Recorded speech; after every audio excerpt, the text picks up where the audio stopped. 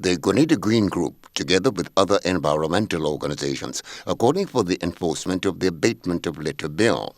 Passed and gazetted in August 2015, the bill seeks to make better provision for the control and punishment of people engaged in depositing litter in public places and other related matters. However, nearly 10 months after its passage, the secretary of the Green Group, Ian Blakely, says from his own investigation, he fears the bill may be left to gather dust, as it is with most pieces of legislation. Police whether they had heard of it in something like March of this year. I asked 6 officers and they all said no, they hadn't. I eventually gave a lift to a police officer on Good Friday who said he had heard of it that day, which is a surprising day to hear of it. I've since asked 2 more officers of fairly senior rank who had not heard of it.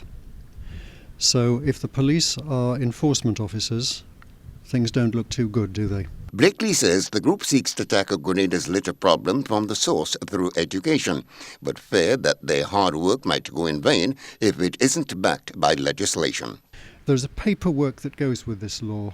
You have to issue a document that says you have been issued with a penalty of $100 for dropping litter, more if you're a firm, more if it's dumping, more if it's a second offence, and the law is actually not unreasonable.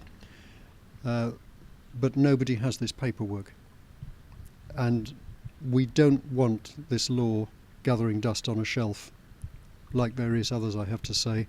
Let's go out and use it. Health Minister Nicholas Steele has said the problem with the abatement of litter bill is the government's inability to enforce the legislation due to a lack of manpower. What we are lacking, and I intend to bring a proposal within the next week or 2 for the manpower to facilitate the enforcement of the anti-litter bill.